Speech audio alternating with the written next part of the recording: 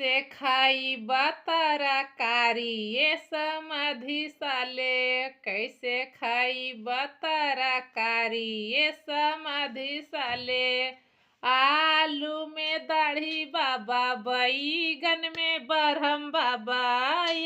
आलू में दाढ़ी बाबा, बैगन में बरहम बाबा।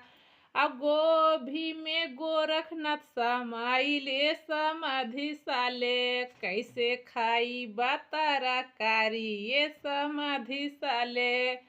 कैसे खाई तरकारी ये समाधि साले। आलू में दाढ़ी बाबा, बैगन में बरहम बाबा। आलू में दाढ़ी बाबा, बैगन में बरहम बाबा।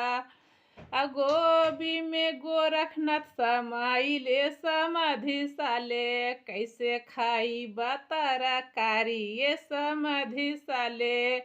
कैसे खाई तरकारी ये समाधि साले। बैगन में बरहम बाबा, गोभी में गोरखनाथा। धनिया में धरती माई समाइले समाधि साले।